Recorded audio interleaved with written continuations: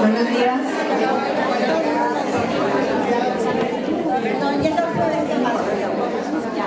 Buenos días a todas y a todos los que nos acompañan esta mañana. En primer lugar, deseamos agradecer a la directora de los 3 museos y a sus colaboradores por hacer posible este evento aquí, en este magnífico auditorio. También queremos agradecer enormemente al fabuloso equipo de trabajo que ha hecho posible que este día, hoy, aquí, estemos reunidos en torno a nuestra estimada compañera, la doctora Patricia Corres Ayala.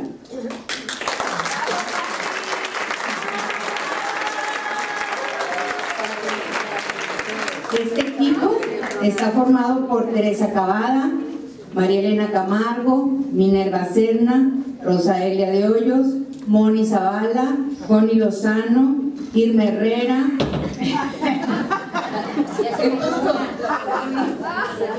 y todas y cada una de las que formamos parte de esta generación del Colegio La Bastida 1966. Se dice fácil.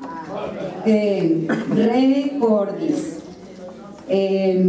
Recordar proviene etimológicamente del latín re, que quiere decir volver, y cordis, corazón. Recordar es volver al corazón, y eso precisamente es lo que estamos haciendo hoy, recordando las convivencias de nuestra infancia y nuestra juventud y compartiendo las maravillas que nos ha dado la vida a lo largo de todos estos años. En este contexto, reconocemos a nuestra compañera del Colegio La Bastida, la doctora Patricia Corres Ayala. Es licenciada en Psicología, maestra en Filosofía por la UNAM, doctora en Sociología del Conocimiento por la Universidad de la Sorbona, Francia, y su especialidad es el psicoanálisis. Sus líneas de investigación versan sobre epistemología de la psicología, estudios de las identidades masculina y femenina. Actualmente es docente e investigadora de la Facultad de Psicología de la UNAM y autora de diversos textos. El día de hoy, Patricia va a platicar con nosotros sobre su último libro, El legado oculto, la vida de Juana de Arco, de Juana I de Castilla y Sor Juana Inés de la Cruz, desde la perspectiva de la historia, la filosofía y la psicología. Además, Pati, nos gustaría que como preámbulo a tu charla nos platicaras brevemente tu trayectoria desde cuando dejaste Monterrey para convertirte en lo que hoy eres. Te dejamos con las asistentes. Muchas gracias.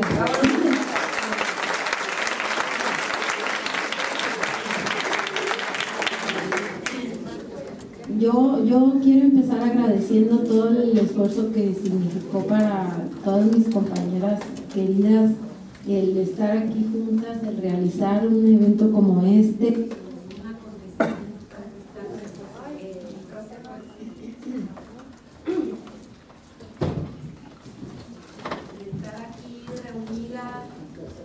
Y reunidos y sintiendo todo el cariño pues de cada una de nosotras entre nosotras, habiendo vivido una época tan importante como es la niñez, la adolescencia, los primeros años de juventud, y haberlo hecho de manera tan intensa, ¿no? Como lo hicimos nosotras, y eso pues marca a cualquiera, ¿no? Y más digamos a las que estamos aquí. Ahora, yo dejé Monterrey por causas del trabajo de mi papá y en realidad no lo dejé, o sea, me lo llevé porque de hecho ahorita le comentaba a un grupo de amigas que me quedé platicando que yo allá en México me decían, es que tú eres de Monterrey, porque yo, no hombre, y la Rotonda, y así, ¿no? Dice Rotonda, tú eres de Monterrey, porque se dice Glorieta y cosas así, ¿no? Entonces, en realidad yo me llevé a Monterrey, o sea, y la verdad sí me costó muchísimo trabajo adaptarme al DF. Llegué a una escuela de monjitas al Motolínea porque me faltaba un año de la prepa, o sea, yo terminé segundo y entonces me fui para allá y el plan de tercer año. Entonces de 3 años. Entonces a mí ese año me costó muchísimo trabajo, extrañé mucho mis compañeras, mi colegio, el espacio de libertad que yo sentía, o sea, el espacio físico del colegio que era hermoso y el espacio de libertad y de tanto cariño y tanta convivencia con mis amigas. Eso lo extrañé muchísimo y digamos, me volqué sobre mí y me encerré mucho. O sea, los primeros años yo no tuve mucha vida social. Después ya me fui adaptando y demás. Y bueno, ya terminé la prepa, hice mi examen de la UNAM, me metí a psicología, terminé la carrera, me quedé ahí a dar clase. La docencia siempre me gustó la investigación también, la sigo haciendo. Y bueno, tengo casi 42 años de antigüedad en la UNAM. Empecé cuando estaba en un cuarto año a dar clases, y bueno, la psicología experimental y de laboratorio y de pruebas y eso no me llamaba mucho. Entonces me gustaba la filosofía, pero yo decía, no, pues de filósofa aquí en México, pues no sé cómo me vaya a ir, ¿no? Si me alcance para comer, o digo, no necesito mucho para comer, pero pues sí necesito. Y entonces el caso es que empecé a hacer una combinación ahí de psicología, con filosofía, con sociología, con psicoanálisis, algo de antropología, y ahí es donde yo me di cuenta que la vida sí nos da lo que queremos cuando somos atinadas y atinados en pensar que lo que queremos es lo que es mejor para nosotros, pero no nos los da directamente. O sea, es como el agüita que empieza a buscar, o sea, hay dificultades y se va por acá y se va por allá y se va hasta que llega a su cauce grande, y ahí ya nos volcamos en todo lo que podemos dar, ¿no? De tanto que recibimos. Y yo así siento que me pasó. Finalmente estudié la filosofía, la sigo leyendo, me encanta, pero ya no me siento psicóloga, ni filósofa, ni socióloga, o sea, no me siento que todo eso me gusta y que lo he querido entrelazar, son ladrillitos de lo que yo quiero estar construyendo, y sobre todo trato de alimentar mi conciencia de que yo he recibido mucho. Entre las cosas que he recibido son ustedes, y yo cada vez me siento más comprometida con la vida para regresar, y pues lo hago de esta manera, que es la que yo puedo, que me gusta escribir, y bueno, lo hago por eso. Y bueno, pues aquí estoy gracias a todos ustedes. Luego, bueno, después de la licenciatura y la maestría, como dice Lucre, me fui a París, estuve 3 años sin regresar acá a México. Ahí hice mi doctorado, me recibí, y me gustó mucho esa experiencia por la cultura de la discusión. O sea, me encantó eso de yo, ya ven, los franceses, o sea, discute el del metro, el que le vende a uno la fruta, todos discuten, y después de discutir, nos vemos mañana, sí, nos vemos mañana, o sea, nada personal. O sea, eso me encantó, porque es así como un nivel de, bueno, vamos a conocer, tú dime tus argumentos, yo te digo los míos, y vamos a conocer. Lo importante es conocer, no es de que tú seas más o yo menos, no, o sea, estamos construyendo algo en una discusión, estamos llegando a una idea, la estamos elaborando, y con esa nos vamos, ¿no? Ahí tuve el privilegio de oír a un pensador francés que se llama Michel Foucault, que fue un hombre de veras brillante, y aparte era tan sencillo, era impresionante. O sea, en el auditorio daba su plática, sus avances, y luego había un espacio ahí de descanso. ¿Y dónde estaba Foucault? Pues donde se veían las carcajadas, o sea, porque él estaba conviviendo y se acercaba a la gente y le preguntaba, o sea, y ese fue un modelo, o sea, fue una imagen que a mí me quedó muy fija de lo que es una persona, digamos, valiosa y sencilla. O sea, no era de... Yo tenía entendido que lo importante, y lo sigo entendiendo, que lo importante es el conocimiento y lo que cada uno y cada una de nosotras podemos aportar. O sea, desde nuestras vidas, desde nuestra experiencia de vida interior, nuestra reflexión, nuestros momentos de soledad, de convivencia, las tristezas, los logros, todo eso es conocimiento. Y aparte, bueno, lo que hemos leído de los demás que han dejado ahí su testimonio, pues es algo que nos aporta para no empezar de cero, sino continuar la reflexión de diferentes problemas que nos interesen a nosotros, ¿no? Entonces, esas dos cosas yo aprendí básicamente en Francia, o sea, en París. Es la cultura de la discusión, ¿sí? Y esta cuestión de que el conocimiento es lo que importa. O sea, las personas que lo portan, digamos, pues son portadoras del conocimiento, pero no son dueñas del conocimiento. O sea, es para transmitirlo, es para compartirlo, es para hacerlo cada vez más grande y es un legado humano, o sea, no es un legado personal. Y bueno, pues ya me reincorporé a la UNAM en mis actividades, sigo dando clases, sigo escribiendo,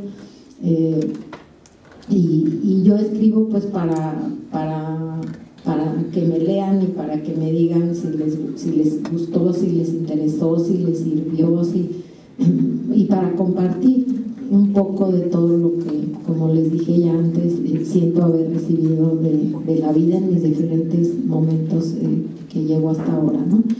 Y bueno, pues para mí es de veras un placer que no puedo describir el estar aquí con ustedes, y voy a dar lectura a un escrito digamos, una especie de reseña de este trabajo que salió en septiembre. Es el 7º trabajo que publico, y ya está otro ahí en el horno, a ver, espero que este año salga, pero bueno, por lo pronto hablo un poquito de esto. Espero que después haya tiempo para comentarlo, y espero que sus expectativas se llenen con lo que les voy a ofrecer ahora. Bueno, entonces, de nuevo aquí, entre las compañeras de mi niñez y mi adolescencia, a quienes no he olvidado, en la ciudad que viví desde que cursaba la primaria y me despedí de ella casi al término de la preparatoria.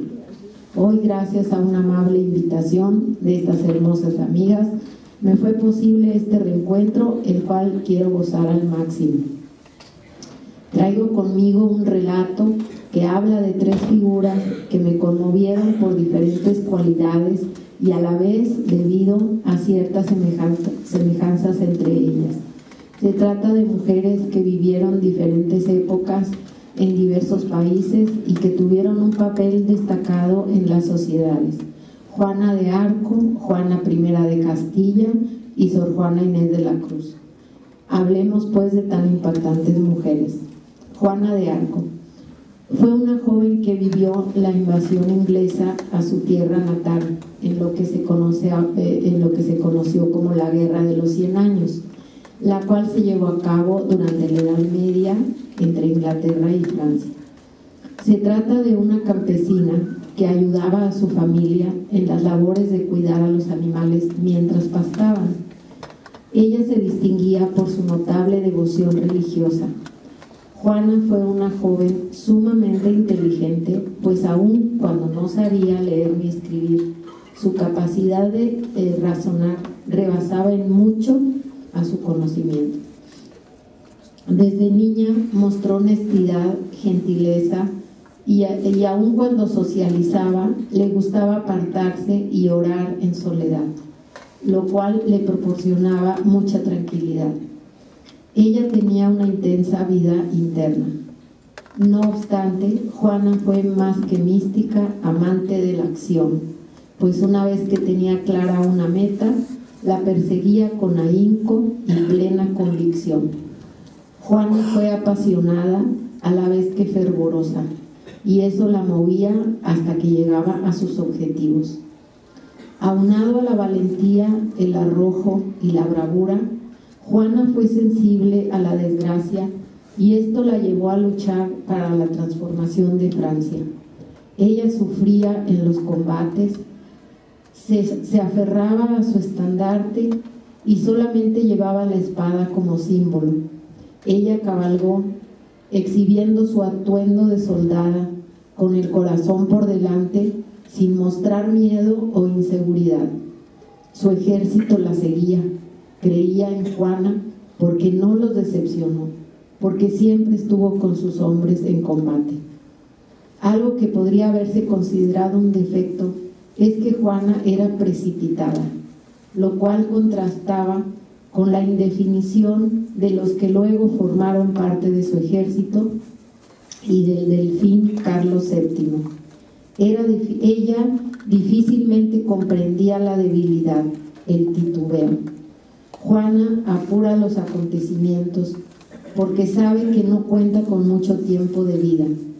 Ella se ha propuesto liberar la ciudad de Orleans y hacer coronar a Carlos VII, rey de Francia, porque había ahí un conflicto muy fuerte, ¿no?, de poderes entre un heredero inglés y el heredero francés, que además se sospechaba que era hijo ilegítimo, ¿no? Con lo cual los ingleses no tendrían más que regresar a su país. Ese rasgo de Juana, el de ser desesperada, la hacía en ocasiones imprudente, poco ceremoniosa, impertinente y con actitudes arrogantes. Era una jovencita, ¿no?, de 17 años cuando empezó a luchar contra los ingleses. Ella tenía muy claro que su única autoridad era el Rey de los Cielos. Ella decía eso: yo nada más obedezco al Rey de los Cielos, con el cual se comunicaba y a quien decía obedecer ciegamente. Por su religiosidad y su fervor, Juana puede ser reconocida como santa, que de hecho lo fue, reconocida como santa, pero ella más bien se identificaba como guerrera. Y cuando hacían alusión a sus dotes de predicción, así como a su figura emblemática, ella respondía con actitudes burlonas, se reía: no voy a desaparecer, no te voy a hacer nada, si me echas agua bendita no va así a quemarse o algo por el estilo. O sea, ella se burlaba de eso, ¿no? Juana y el delfín Carlos eran de caracteres muy diferentes. Mientras ella era audaz, confiada, valerosa, fuerte y buscaba rescatar Francia de sus invasores, Carlos era débil, timorato, desconfiado, ambivalente, pues al mismo tiempo que quería ser coronado, estaba dispuesto a negociar y hacer alianzas con sus propios enemigos, que eran los ingleses y los borgoñeses, porque Francia también estaba dividida y había una guerra civil, y entonces unos apoyaban a los ingleses y otros apoyaban al grupo de Carlos, ¿no? A la larga, estas indefiniciones fueron atrasando las acciones de Juana hasta que le impidieron conquistar la ciudad más importante, París, y esa fue su gran derrota. ¿Sí? No obstante, Juana fue siempre fiel a su rey y a sus causas, pues para ella significaba cumplir un designio divino. Carlos también desesperó ante Juana, porque ella lo turbaba con su premura, lo sacudía con su ímpetu. Ella vivía otro tipo de desesperación. Él también estaba desesperado, pero de ella, ¿no? Él no quería que lo distrajeran de sus comodidades y privilegios, no le interesaba luchar por la libertad de su espíritu y de su pueblo. Carlos le debía todo a Juana y aún así, o tal vez por eso, la traicionó. El rey sobrevivió en soledad con el remordimiento de tan enorme crimen.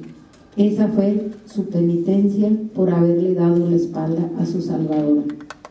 La misión de Juana estuvo llena de obstáculos que ella fue venciendo uno por uno, desde la dificultad de salirse de su aldea hasta la descabellada idea de conquistar París, contando tan solo con unos cuantos soldados cansados y desesperanzados, pues vieron el abandono en el que ya se encontraba el ejército, sin el mínimo apoyo del rey Carlos. Una dificultad que suena ahora risible, pero que entonces resultó fundamental y que fue un argumento en contra cuando la juzgaron, fue su vestimenta, la vestimenta de Juana, la cual es todo un tema, porque como mujer era cuestionada al haberse deshecho de su falda y en su lugar portar una armadura, cortarse su cabello, traer su cabello corto, traer su espada y su estandarte. En los juicios a los que fue sometida antes de ser condenada, Juana defendía su indumentaria masculina, pues ésta la protegía de los abusos sexuales a los que se veía expuesta, porque ella atravesaba toda Francia galopando ahí, luchando y entre hombres y encontrando también, pues eran caminos inseguros y demás. Entonces ella no se quitaba su vestidura, ¿no? La otra gran dificultad fue, como ya señalamos, la incredulidad de los representantes de las autoridades a las que tuvo que acudir para realizar su misión. O sea, no creían en ella, pues era una campesina, de repente pues que quiero ver al delfín y tengo que ver al delfín y entonces pues decían, ¿qué le pasa? ¿No? Y le costó mucho trabajo que la apoyaran, ¿sí? Finalmente creyeron en ella y se ganó también en parte la confianza de Carlos. Otro gran opositor fue el poder mismo del que estaban investidos los franceses, que gozaban de privilegios y que estaban coludidos con los ingleses. Este poder no solamente era político, sino también académico y religioso. La misma Universidad de París, que bueno, aquí sí me da como pena, ¿verdad?, se vio involucrada en el proceso que condenó a Juana, ¿sí? Pero ella insistió, los enfrentó. A los ingleses les mandaba cartas que ella dictaba, o sea, fíjense cómo, o sea, era una situación de guerra y ella les mandaba cartas, les decía, váyanse de aquí, ustedes no son de este lugar, no queremos matar a nadie, déjennos tranquilos, ¿sí? Ella primero los advertía, ¿sí? No era así de vamos a destruir, ¿no? Claro que se burlaban de ella, ¿no? Entonces les mandaba cartas que ella dictaba diciéndoles que regresaran a su tierra. A Carlos lo presionaba para que le diera un ejército y así pudiera enfrentar al enemigo, para llegarlo a coronar a él, ¿no? Nada era para ella, todo era para su pueblo y para su rey, ¿sí? Finalmente ese poder la encarcela. Juana queda totalmente en manos de sus enemigos, franceses e ingleses. Sus grandes militares la dejan después de un intento de salvarla, sí, porque tenían miedo, ¿no? Son historias que se repiten, ¿no? O sea, está la gente ahí junto, combate y todo, atrapan al líder o a la líder y la dejan sola, todo el mundo la traiciona y ella sabía que la iban a traicionar, ella lo sentía. En la coronación de Carlos estaba su padre y ella con su estandarte y le dijo a su padre, me van a traicionar, ¿sí? Finalmente la trasladan a Rouen, el típico caso de prisionera política, debido a que su presencia y sus acciones se oponían al poder inglés y ponían en duda la autoridad la autoridad intelectual, la autoridad religiosa, como se estaba manejando en ese entonces, con intereses políticos. Pues ella sostenía en todo momento al que obedecía era a su rey de los cielos, era el que ella iba a obedecer. El juicio fue de carácter eclesiástico para condenarla como hereje, ¿sí? Porque políticamente pues no encontraban cómo, ¿no? Un personaje destaca en la detención, los juicios y la condena de Juana, el obispo Cochon, quien era una autoridad intelectual y ante el cual la joven era una ignorante, una burda, una insolente, ¿sí? El martes 29 de mayo en asamblea convocada por el obispo, se concluye que Juana es una hereje reincidente. Después de ser excomulgada, es entregada a la justicia y se le lee su sentencia. La joven se le dice que va a morir en la hoguera, que el fuego era lo más que ella temía. Ella decía, o sea, mátenme de lo que sea, pero no quemada. Bueno, pues le dicen que es la hoguera y rompen llanto, ¿no? Juana es llevada a la plaza descalza y cabizbaja. La multitud clamaba su muerte, como ya sabemos de otras historias. Al llegar a la hoguera se puso a llorar, y por si fuera poco le pusieron un tablón con este escrito que les voy a leer. Jan, que se hacía llamar la Pucel, mentirosa, perniciosa, engañadora del pueblo, hechicera, supersticiosa, blasfema de Dios, presuntuosa, descreída de la fe de Jesucristo, jactanciosa, idólatra, cruel, disoluta, invocadora de los demonios, apóstata, cismática y hereje. ¿Sí? Ese fue el que le puse. Bueno, vamos a ver a Juana de Castilla. Después, bueno, ya al poco tiempo su padre muere de dolor, ¿sí? Y su madre permanece, es protegida por la ciudad de Orleans, que es la que ella libera, y su madre va a las autoridades eclesiásticas a reclamar que su hija fue inocente, que la absolvieran. Ya aunque hubiera muerto, ella quería que su imagen estuviera limpia, y fue cuando empezó su proceso para proclamarla santa, ¿sí? O sea, pero su madre limpió su imagen, ¿sí? Juana de Castilla. En el periodo del Renacimiento europeo, España vive su gloria. Es también el tiempo en el que transcurre la vida de una mujer de quien imaginamos que pudo haber tenido una historia diferente si no hubiera caído sobre ella una sombría existencia llena de angustia, inseguridades, intrigas, abusos y traiciones. Juana, tercera hija del matrimonio real de Isabel y Fernando, nace el 6 de noviembre de 479 en Toledo. Se la describe como bonita, amante de la música y los paseos a caballo, culta como todos los hijos de la reina de España. Juana es de buena condición física, es una mujer fuerte, sana. Un rasgo marcado en ella es la pasión con la que vivió sus amores y sus odios. Al contraer matrimonio con el llamado Felipe el Hermoso de Flandes, Juana se enamora de su esposo desde el primer momento en que lo mira. De hecho, el atractivo fue mutuo, y a ese día siguieron otros de gran regocijo para después empezar a transformarse su vida en pareja. Siguieron los disgustos, las demandas de cariño de parte de Juana hacia Felipe, al mismo tiempo que este último se alejaba poco a poco de su esposa, teniéndola por demasiado intensa en sus manifestaciones de afecto. Juana tiene 6 hijos con Felipe: Leonor, Carlos, Isabel, Fernando, María y Catalina. Esta última nace después de la muerte de su padre y acompaña a su madre en el cautiverio hasta que finalmente sale de ahí, la deja para contraer matrimonio, su hija, ¿no? El encierro de la reina, que no reinó durante 46 años.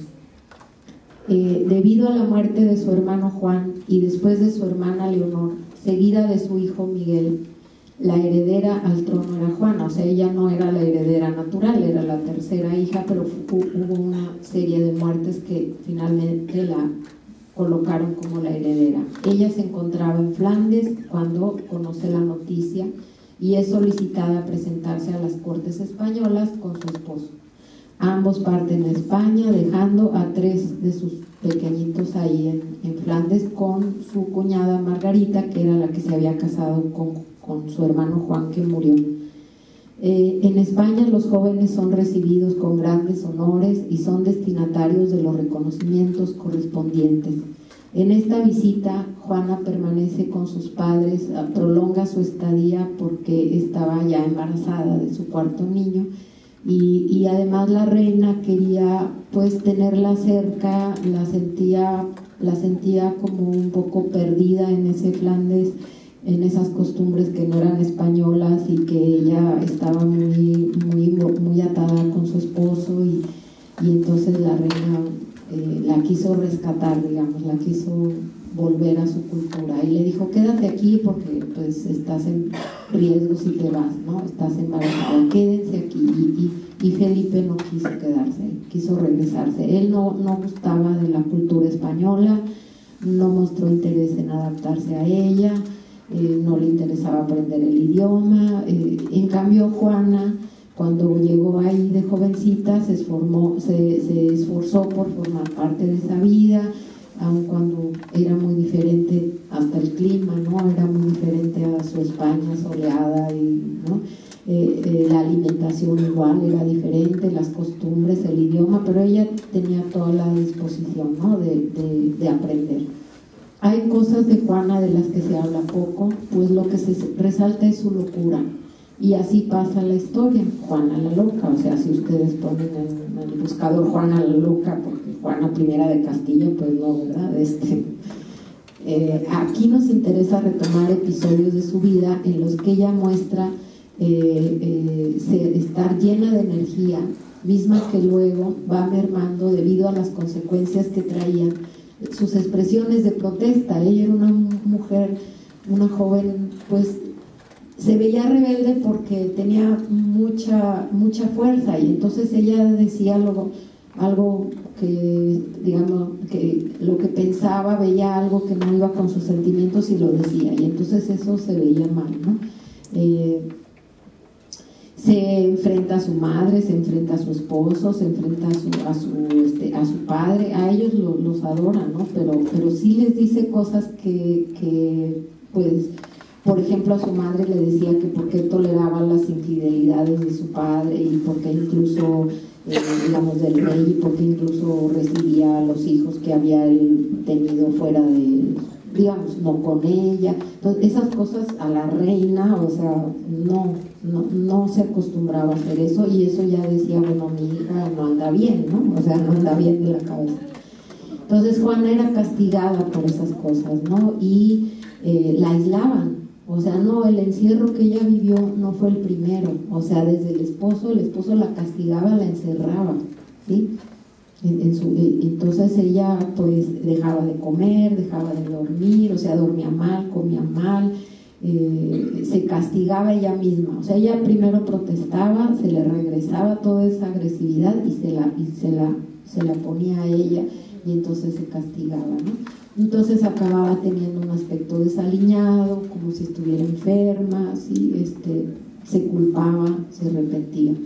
En cuanto a su madre, Juana le tenía un gran amor, pero como les digo, observaba las contradicciones de su relación de pareja y le echaba en cara que aceptara las infidelidades de su esposo, incluso se hiciera cargo de sus hijos. Esto ponía mal a la reina, o sea, la reina se incomodaba con eso, la veía como que estuviera trastornada. Ahora, con respecto a su esposo también, ya ven que los matrimonios eran arreglados y todo, no era normal que la gente estuviera enamorada, ¿no? Eran cosas políticas, pero ella sí estaba enamorada, ella sí fue madre de sus hijos y los crió, y en lo que pudo estuvo con ellos, pero pues también eso de que los dejó a 3 y se fue allá a España, y ahí tuvo al otro y lo tuvieron más de un año ahí sin ver a sus hijos, y luego otra vez a viajar. O sea, si uno ve eso, pues dice, pues yo también me volvía loca, o sea, cuando ve a Carlos, su hijo, pues su hijo ya era un joven, no la conocía, o sea, él no hablaba español tampoco, era un alejamiento impresionante. Ya ella ya estaba muy deteriorada cuando se lo encuentra. De eso ese palacio de Tordesillas ya no existe, o sea, lo dejaron caer, nunca lo remodelaron, nunca lo mantuvieron, lo dejaron caer, y como como borrando esa parte de la historia de España, ¿no? De haber encerrado a su reina, o sea, porque finalmente eso pasó, ¿sí?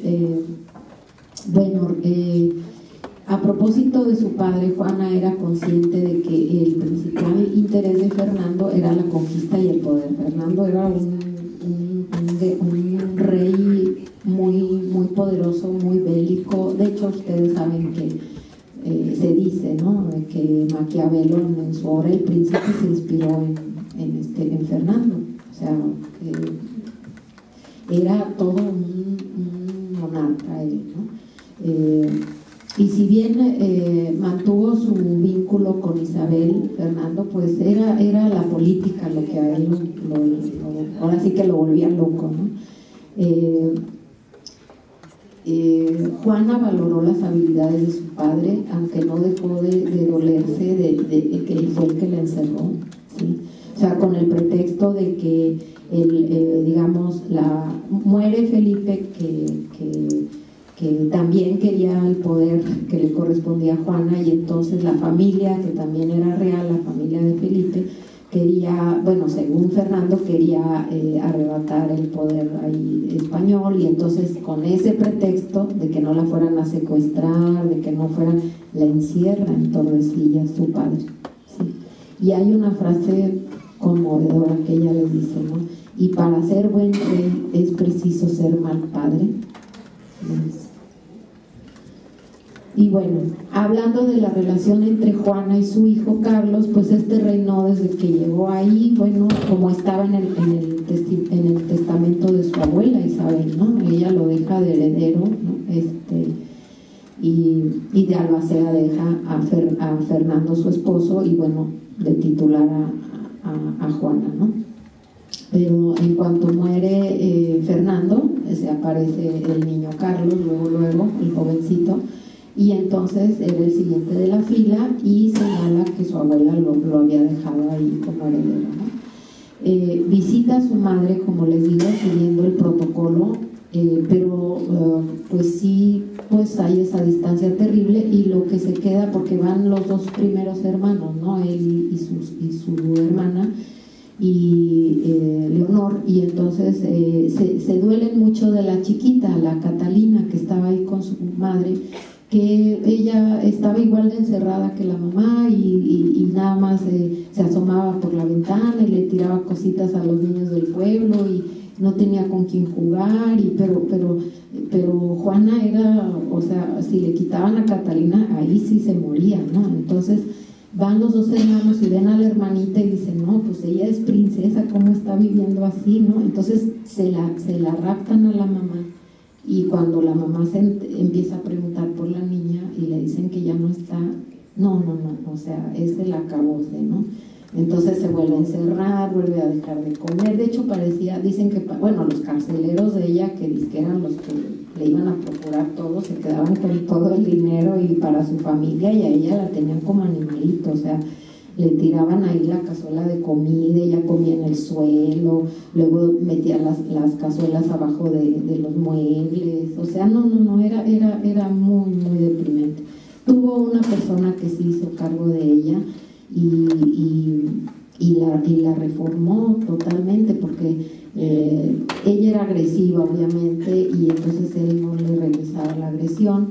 Ella se empezó a arreglar, ella le gustaba salir a cabalgar, y le gustaba mucho el aire libre, la música. Entonces este señor le dio acceso a todo eso, y ella empezó a revivir, ¿sí? O sea, es donde uno dice, bueno, pues no es que estaba loca, estaba maltratada al 100, ¿no? Entonces pues era digamos, una reacción normal, dado su carácter, porque también era una mujer muy fuerte, tenía mucha energía, y todo ahí reprimido y frustrado, pues era digamos, una energía negativa que se le volvía a ella, ¿no? Bueno, el caso de Carlos es que él reinó, y todos los documentos del rey estaban firmados por el rey y su madre, la reina. O sea, al lado de la firma de Carlos estaba al lado de la reina. la firma de la reina, ¿sí? Cuando Juana muere, su hijo le organiza una gran celebración en la catedral de lo que es Bélgica ahora, ¿no? De Flandes, y bueno, nada que ver relacionado con la vida y el trato que recibió, ¿no? Pero fíjense, un año después de la muerte de su madre, Carlos abdica, deja el trono, se lo cede a su hijo Felipe II, ¿sí? Y a los 3 años de la desaparición de su madre, Carlos muere.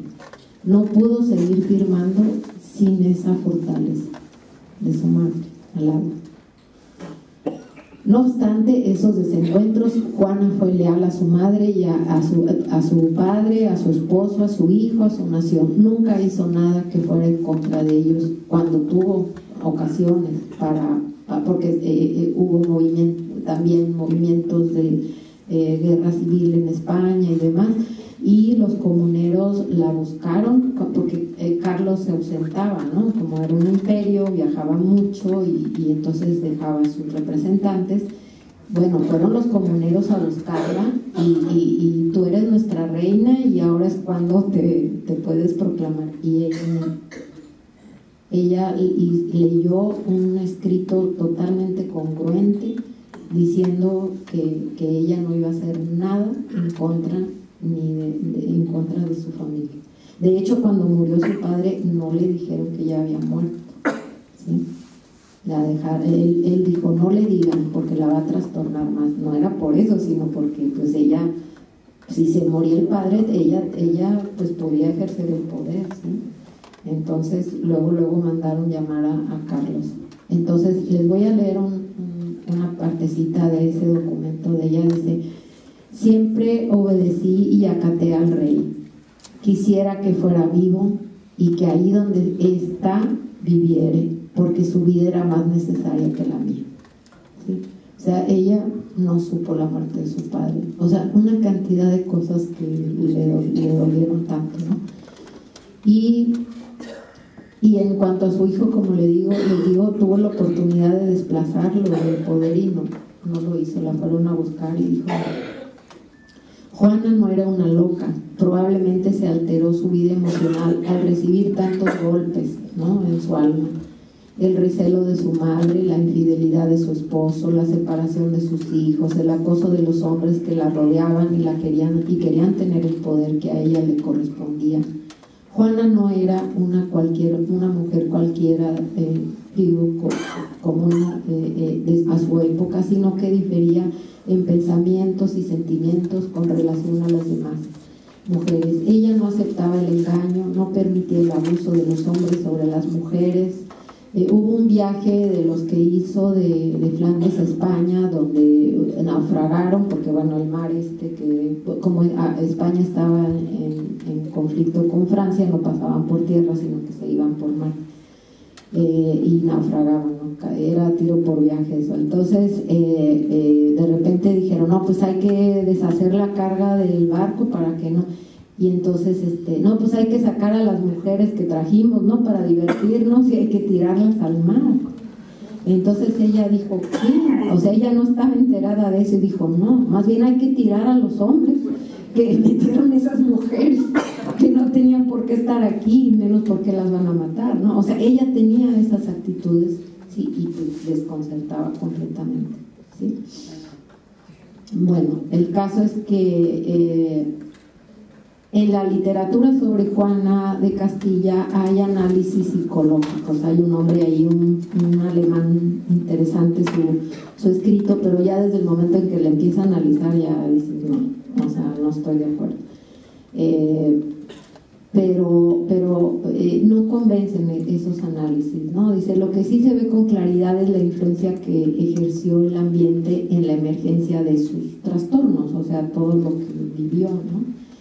En el sentido de cómo puede propiciarse el malestar psicológico hasta llegar a la locura, que se entiende como tal, pues ahí sí retomé yo a Michel Foucault, este autor que les comento, ¿no? Que él dice, bueno, la participación de la sociedad y del ambiente, cómo califica a la gente anormal, normal, o que tiene conductas desadaptadas, o qué sé yo, pero bueno, o sea, no hay una deliberación ni hay una reflexión de por qué las personas actúan así, ¿no?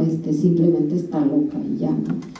Finalmente la vida de Juana nos permite ver cómo una flor se va marchitando, cómo una mujer que tenía tanta energía la vuelca contra ella misma hasta llegar al agotamiento, la completa desilusión y comportarse como un animalito apaleado en un rincón, comiendo en el suelo, tirando los platos debajo de los muebles, y todo por no ser normal, por no poderse adaptar completamente a la época y al rango que le correspondía.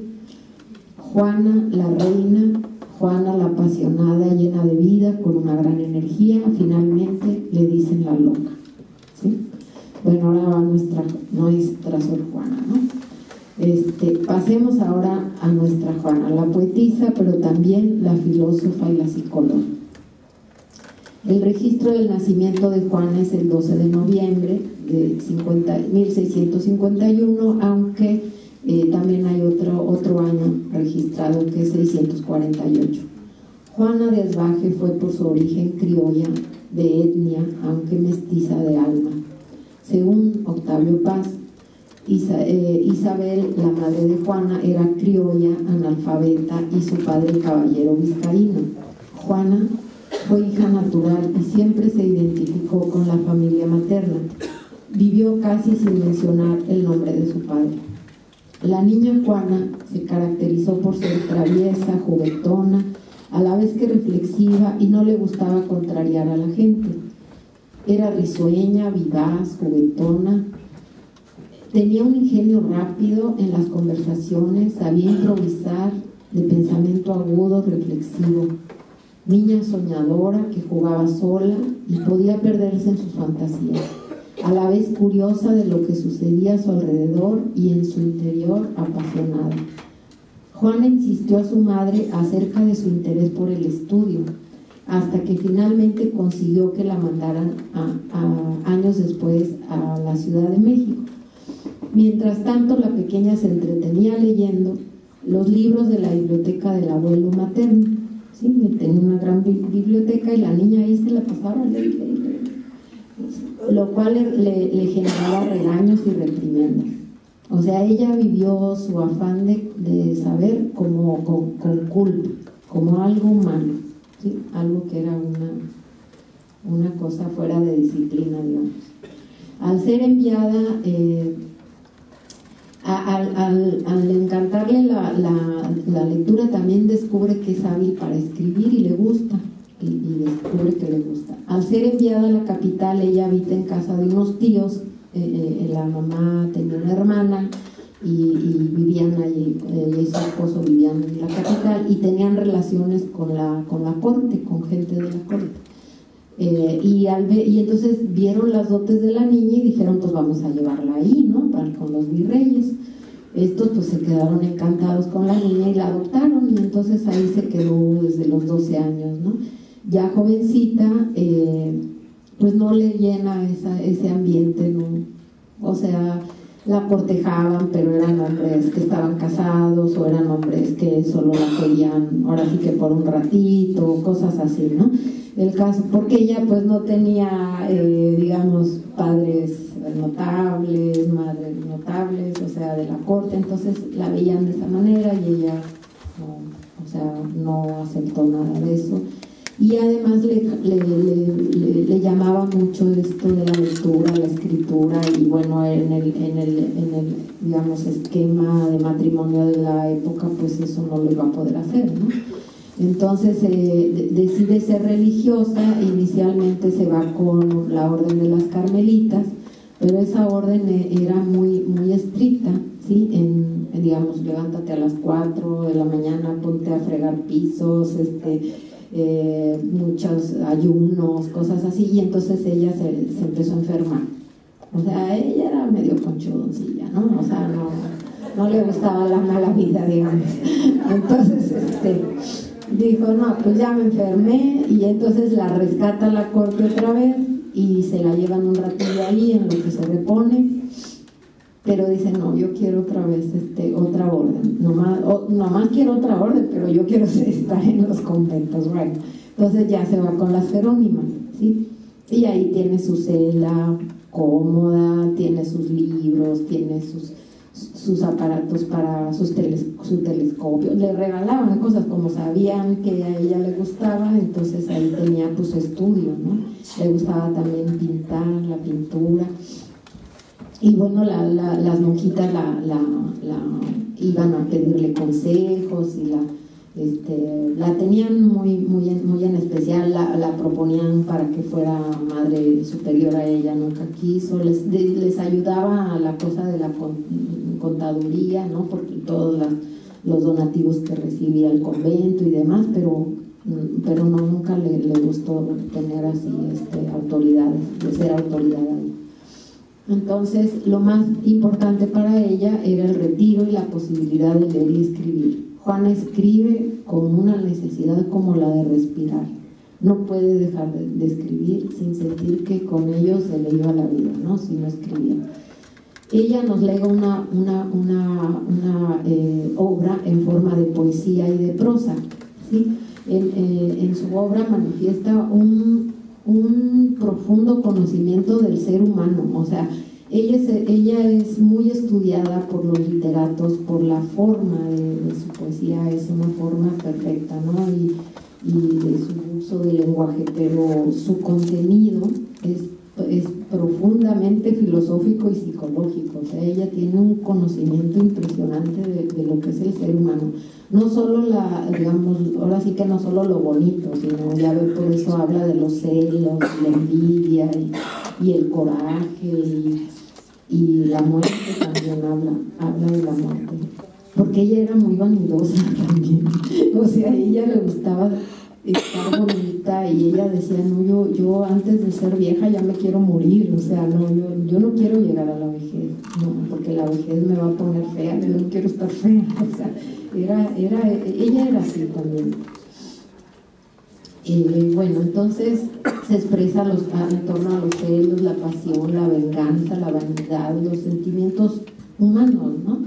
Y lo hace de una manera plenamente estética, observando forma y contenido, ritmo, o sea, es una maravilla su forma y su contenido también, ¿no? Es una mujer, es sumamente inteligente, a mí de veras me impresionó volverla a leer para hacer esto, tenía resistencias porque es muy compleja. Y aparte con esto del barroco y el churrigueresco y el mexicano, ya ven que todo eso así como, bueno, aquí no, pero digamos, eso también lo extrañé de aquí de Monterrey, ¿sí? Y pues me marcó y además iba mucho conmigo eso y pues sí me sigue haciendo un poco de problema, pero pues ya, así es la vida y así. Que le haga más problema a los demás oír lo que a mí se me antoja decir. Y digo, ya el antojo ya es desde muchos años, ¿no? Y ya no es cualquier antojo y tiene algunos derechos después de unos años de andar acá en la vida, ¿no? Se gana unos ciertos privilegios. Uno de ellos es decir lo que uno piensa y ni modo. Entonces, ella es muy inteligente, de una gran sensibilidad, pero con esas formas es difícil de extraer ese contenido, ¿sí? Dice, en cuanto al conocimiento, Juana lo goza, pero a la vez acepta que puede ser una fuente de sufrimiento. Eso lo sabemos, ¿no? Desde la Biblia está eso, bueno, el conocimiento te da sufrimiento, ¿sí? Pues no siempre queremos ver la verdad, esta no es del todo cómoda, agradable, pero pues es la verdad, ¿sí? Y menos cuando la vemos, cuando solamente la vemos nosotros y no los demás que nos rodean, ¿sí? Con aquellos con los que nos relacionamos. Y ahí ahorita les leo un fragmentito de uno de sus poemas relacionado con este pensamiento. Dice: o si como hay de saber hubiera algún seminario o escuela a donde ignorar. O sea, ella dice, como hay escuelas para saber, debía de haber escuelas para ignorar. ¿Sí? Dice, en cuanto a los sentimientos, Juana nos dice que el cuerpo es un medio para expresarlos, no solamente el lenguaje, el cual es muchas veces limitado para dar a conocer lo más profundo de nuestro corazón. Entonces ella juega con los sentidos, ¿no? Y dice, óyeme, esto es hermoso, me encanta, óyeme con los ojos ya que están tan distantes los oídos, y de ausentes enojos, en ecos de mi pluma mis gemidos. Y ya que a ti no llega mi voz ruda, óyeme sordo, que me quejo mudo.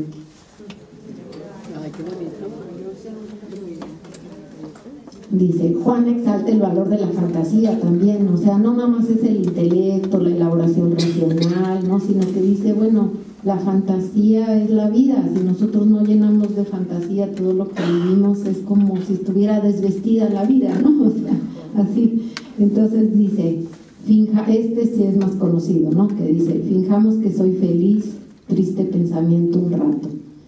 Quizá podréis persuadirme, aunque yo sé lo contrario. Que pues solo en la aprensión dicen que estriban los daños, si os imagináis dichosos, no seréis tan desdichados.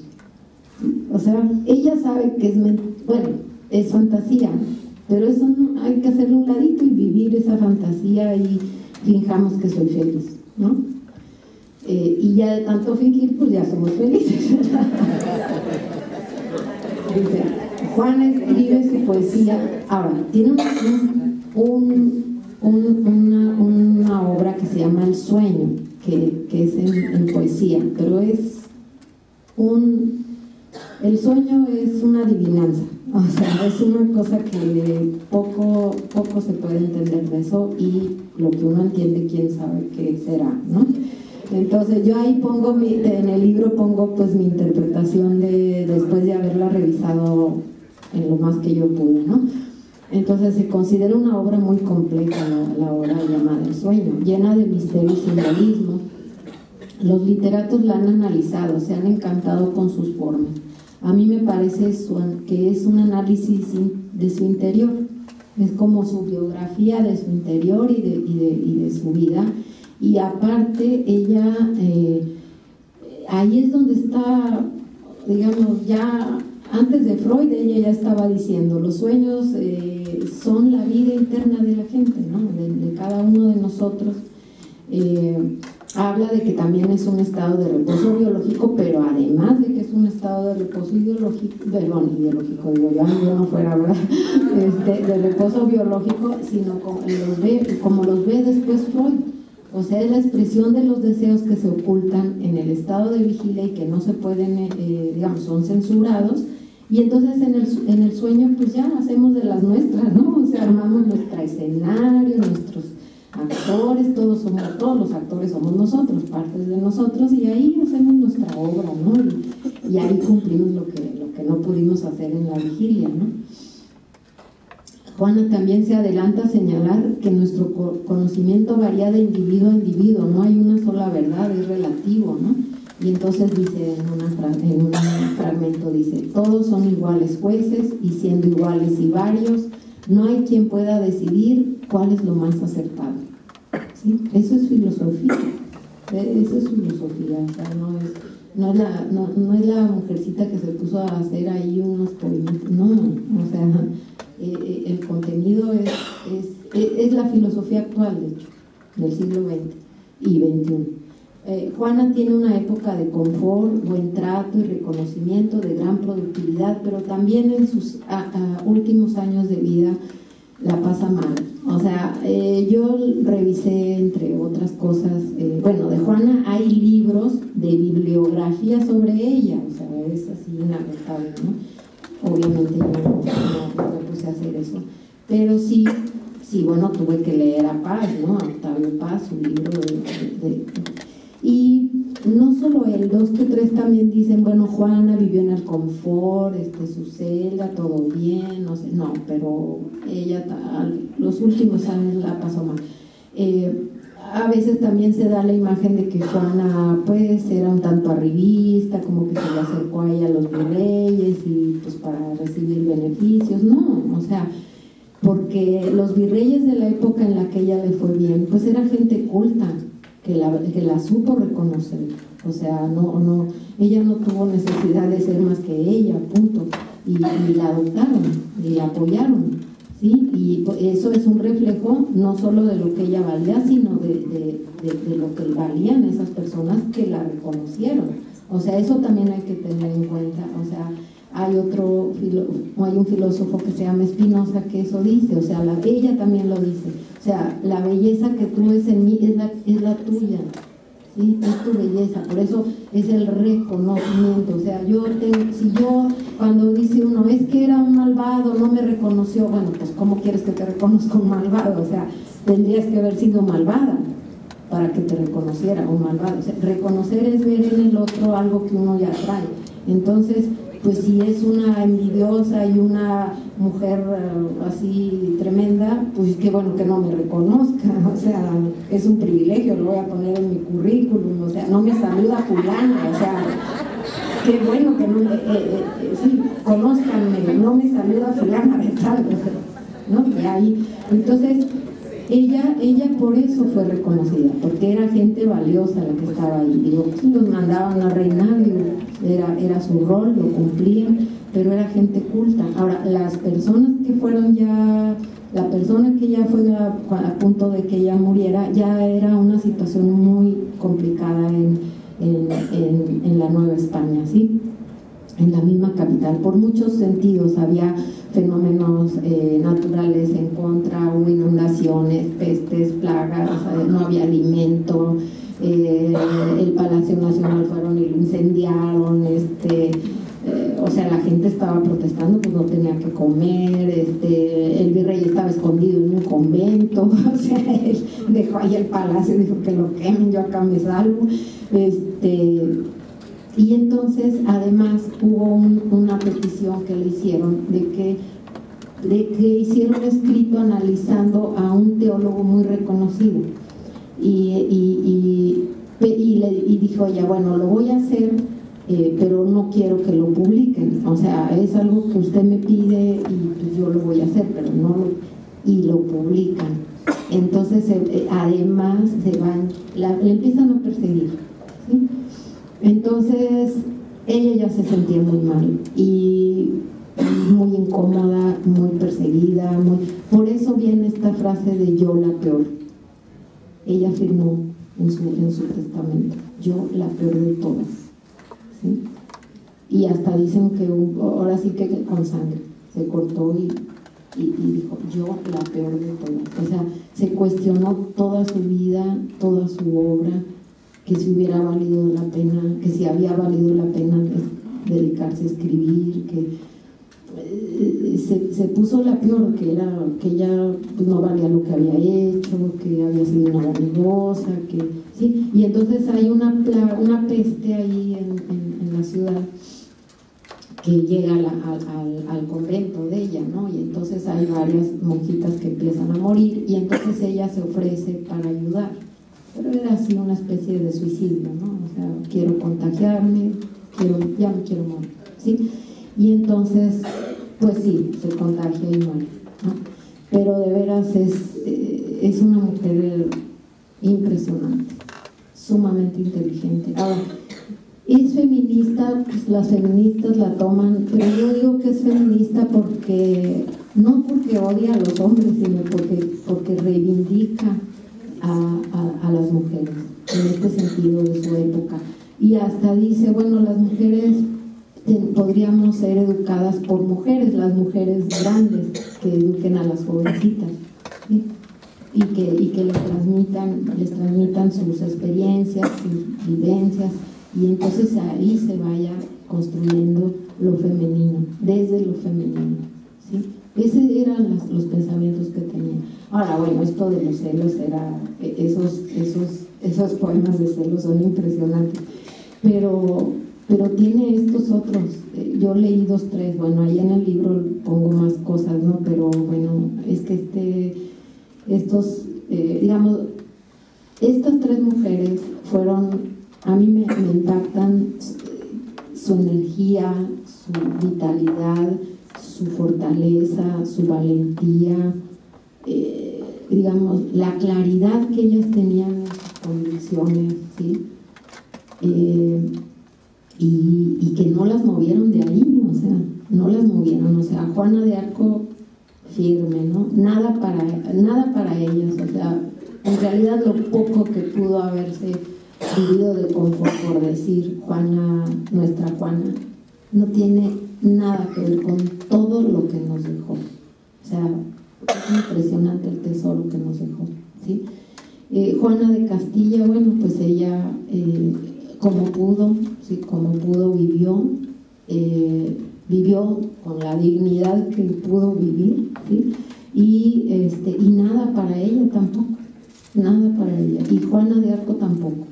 O sea, ella no quería ser, todo el mundo la veía así, bueno, y esta va a querer ser consejera del rey no, o sea, ella tenía su mensaje que ella sentía que había recibido y dijo, sobre esto me voy y con esto cumplo.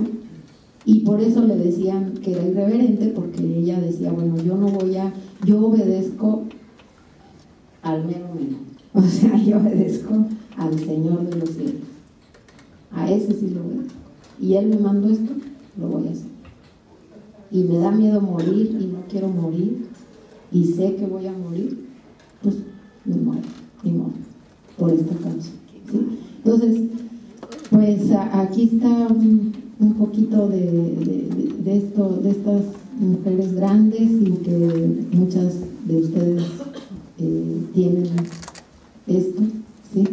En sus vidas, y bueno, pues muchas gracias por su escucha, su presencia.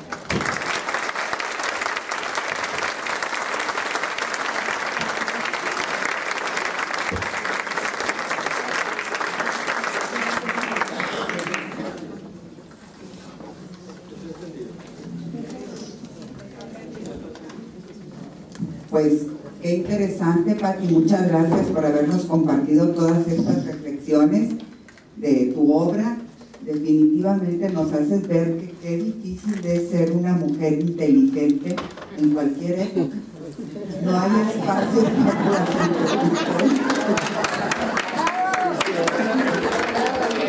pero pues teniendo como base a estas tres Juanas que comparten tanto de su historia en cuanto a sus logros, a sus metas, Pati nos va a hacer favor de responder algunas preguntas. La que quiera hacer alguna pregunta, pues nomás nos lo indica levantando la mano, si es que hicieron alguna anotación, y le pasamos el micrófono. ¿Quién va a empezar?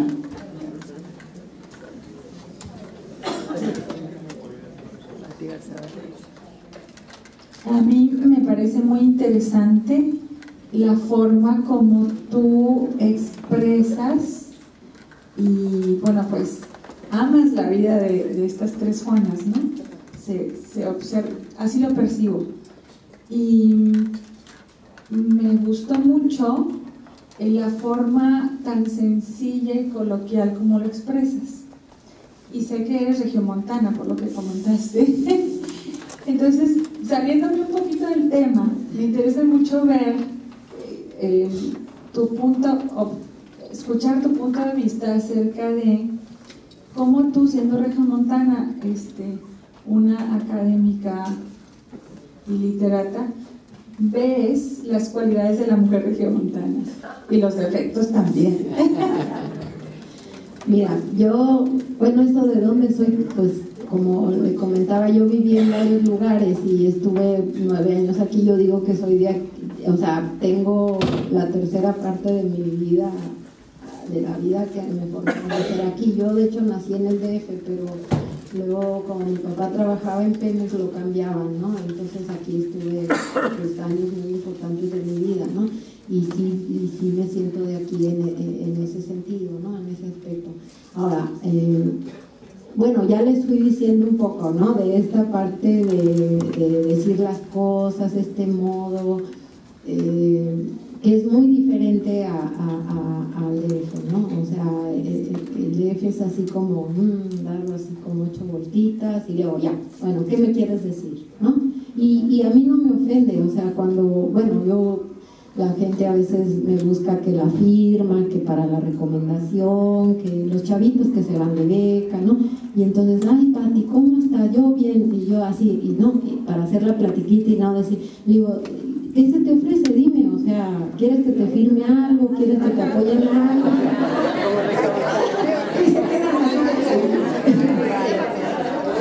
Sí, ajá, o sea, y no me ofende, ¿eh? La verdad no me ofende que me lo digan en directo, o sea, yo entiendo que nos podemos ayudar entre nosotros,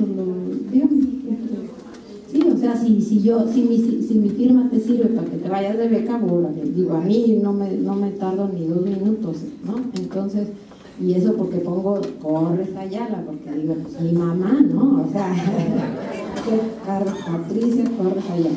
Entonces,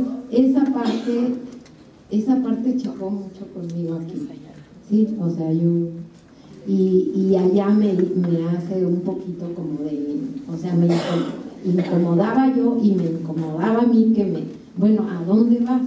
¿Sí? De hecho, también con los exámenes profesionales y todo, yo les digo así directo, mira, esto.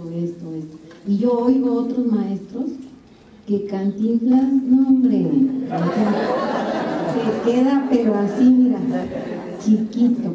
Entonces, digo, bueno, o sea, esa parte es de aquí, yo la siento de aquí, ¿sí? Ahora, sí, yo cuando llegué aquí sí me costó adaptarme también, pero una vez que me adapté, no, era un amor que yo recibí impresionante, o sea, fue así, soy tu amiga pero no de vacilada, o sea, soy tu amiga, ¿sí? Y eso es de aquí también, ¿sí? Allá es así de, soy tu amiga porque te saludo y en las buenas y cuando yo estoy de buenas también, ¿no?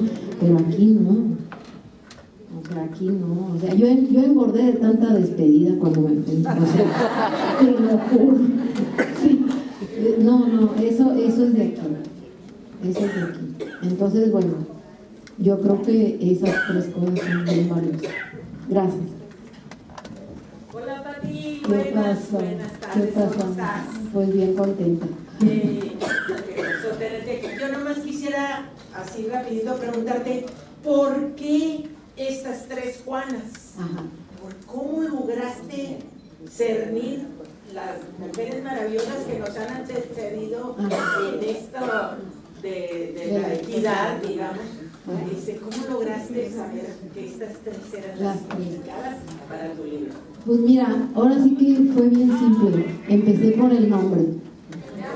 O sea, yo decía Juana. No, y yo ya de alguna manera, pues ahora sí que andaba rondándole a Sor Juana, la verdad, sí. Sí, me impactaba mucho, me atraía y me daba miedo. Esa sensación que de ella, muy especial.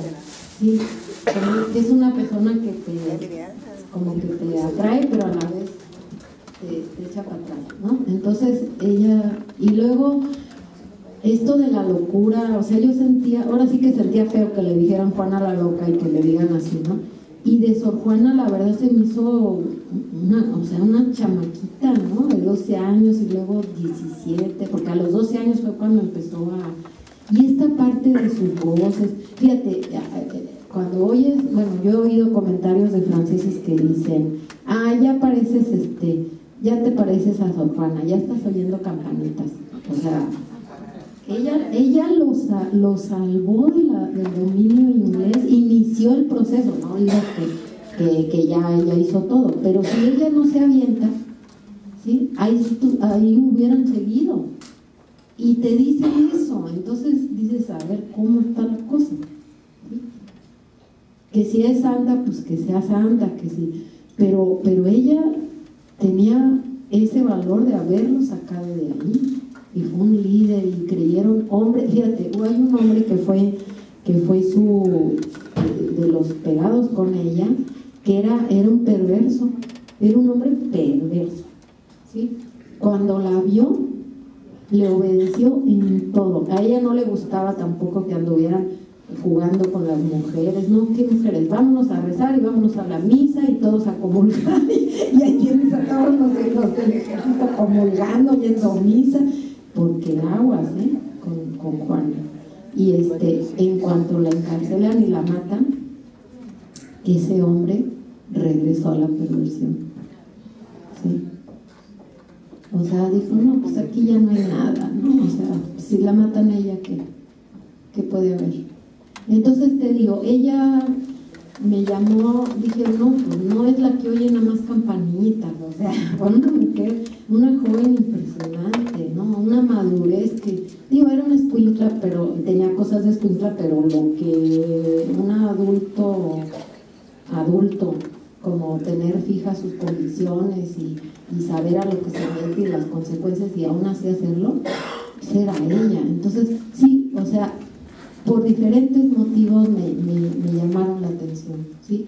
Una por decir, bueno, fue una gran guerrera, la otra, pues no está, o sea, la hicieron loca, ¿sí? La hicieron loca, le usurparon su poder. Todas están atravesadas por ese problema de querer abrazarse sobre ellas, ¿no? O quererlas ver como convenencieras, o no sé. Y hizo Juana pues su gran legado, ¿no? Toda su brillantez y pues que es mexicana ella, ¿no? Entonces, y que se ha estudiado como poeta, ¿sí? En los poetas, los literatos, su forma, pero esa parte, toda esa profundidad de su pensamiento, yo pienso que le falta mucho que la sigamos estudiando. Entonces, empezó con los 3 nombres y acabó pues Gracias. Pati, ¿por qué Juana de Arco? ¿Por qué se llamaba así? O sea, ¿de Arco ese apellido? Sí. Sí, Jeanne d'Arc, sí. Sí, era el apellido del papá. Sí. Yo te quisiera preguntar. Sí. Hablando de las 3 Juanas, ¿qué nos podrías decir, trayéndolo al hoy, a la hora, a la Juana que llevamos dentro cada uno de nosotros? Yo creo que ahorita dijo, no sé, mencionaste, qué difícil ser una mujer inteligente. Mire, pero ¿por qué no va a ser difícil? ¿Qué podemos hacer para que verdaderamente esa inteligencia, esa Juana, hacerla, vivirla? Mira, yo les comenté que a mí la filosofía es la que me apasiona, ¿no? O sea, lo que yo escribí son así como mis hijitos. Entonces tú me dices que te agradezco que hayas recibido bien mi exposición, pero si me pones a exponer otra cosa que escribí, igual voy a hacer así, me emociona. ¿Ves? Me emociona mucho, porque si no me emociona, pues no escribo eso y ya, punto. Entonces, bueno, mira, yo pienso que es difícil si lo ponemos en un contexto de batalla, ¿no? O sea, a mí luego me dicen, no, que esto es feminista, no. Feminista en el sentido de que vamos a ser enemigos o nos vamos a pelear o a ver quién es más o quién es menos. O sea, a mí eso no me interesa, ¿sí? No, o sea, no construye eso. Lo que no construye no me interesa, ¿sí?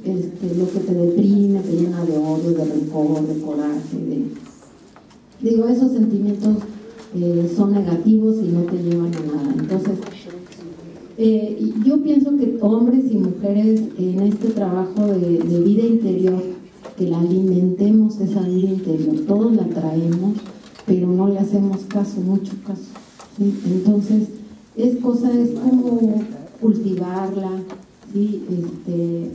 Conocerlo, ahora sí que para qué eres buena y para qué cosa de plano no cuente contigo, ¿no? O sea, afortunadamente somos limitados, todos, ¿sí?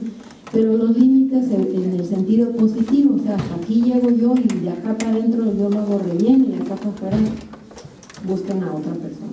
Entonces, yo creo que esa es la parte importante, cultivar la vida interior y en ese cultivar esa vida, conocer tus virtudes y digamos tus debilidades, o como le quieras llamar, a lo que eso que no te sale bien, digamos, ¿no? O que no te sientes bien haciendo. Y con eso ir por la vida, ¿sí? Ir aprendiendo de los demás, porque uno, por más que se quiere ver a sí mismo, pues siempre hay los ojos van para afuera, entonces uno tiende más a juzgar a lo que está afuera que a dormir. O sea, cuando uno duerme, los ojitos se van para adentro, ¿no? Y es cuando salen los sueños y todos los líos que nos traemos. Pero yo creo que tanto hombres como mujeres sería muy interesante que practicáramos eso de la autocrítica, de que nos pudiéramos hacer distancia y observarnos desde una afuera, que nosotros, o sea, tuviéramos esa vida interior y a la vez nos saliéramos y dijéramos, ¿a poco estoy haciendo esto? ¿A poco dije esto otro? ¿A poco? ¿Sí? O sea, porque uno dice, es que fulano me hizo, ¿y tú qué hiciste? A mí eso me decían en mi casa, es que fulanita me hizo, ¿y tú qué hiciste? No, pues yo nada más, pues con eso nada más. Así me decían. ¿Sí? Entonces eso era así como, o sea, me hizo, bueno, ¿qué hice? O cómo me porté, o cómo es esa persona, cómo me engancho con ella, qué parte mía está ahí enganchada con esa persona y que no es la mejor. O sea, ¿a dónde voy a ir a dar cultivando esa parte mía en vez de esta otra? Entonces yo pienso que, bueno, tanto como ella lo maneja también esto de inteligencia y sentimiento, no lo separa. ¿Sí? A veces es importante, pues, para las definiciones, ¿no? Uno siempre, yo veo con los alumnos de que ya danos la definición para escribirle y luego te la pongan en el examen y ya me sacó 10, ¿no? O sea, no, yo lo que quiero es que le pienses, te voy a dar elementos y vamos armando la definición. A Freud también le decían, bueno, usted habla todo de la enfermedad, ¿y qué es lo sano? O usted dice el psicoanálisis y la psicosíntesis, y decía, esa le toca a usted. O sea, yo le ayudo a su psicoanálisis, pero la psicosíntesis, pues algo tiene que hacer usted, ¿no? No es así de que todo regalado, ¿no? Entonces, eso más bien, ¿ves? O sea, como no sé, empezar porque las cosas no están separadas. O sea, el intelecto influye en los sentimientos influyen en el intelecto, vaya que sí, ¿no? Y en el cuerpo también, ¿no? Entonces, como que ir viendo cómo se van haciendo todas estas redes en nosotros mismos y luego ir viendo cómo nos estamos enganchando con la gente, ¿no? ¿Qué parte de nosotros? Y a qué momento ya tenemos que decir, no, esto, y no es nada más de esta persona en la que está mal, no, o sea, hay algo de mí que me enganchó con ella y que eso mío lo tengo que podar. O sea, yo no creo tampoco de arrancar de raíz porque es parte de uno y ahí es el trabajo que nos toca hacer. Entonces, para mí eso es la inteligencia. Doctora, ¿me permite? Sí, claro. Me lo ganó,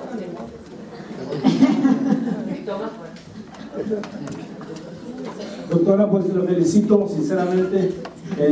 Da la casualidad que yo di clases de educación física en La Bastida en los 70. A lo mejor por aquí hay algunas niñas que han sido mis alumnas, también di natación. Doctora, muy bien, muchas gracias. Me interesa mucho la historia, mucho, desde como hijo de maestro. Tengo la película de Juana de Arco del 30, tengo la película del 45 y la última versión que hicieron. Tengo el libro, cuando Alma Muriel presentó la obra de teatro Juana la Loca. Entonces me ha interesado mucho la historia de hombres y mujeres que han destacado aquí en el mundo. Tengo a Rosario Castellanos, tengo a Ana Bolena, tengo a alguien que me parece preciosa, Antonieta Rivas Mercado, destacadísima mujer para su época.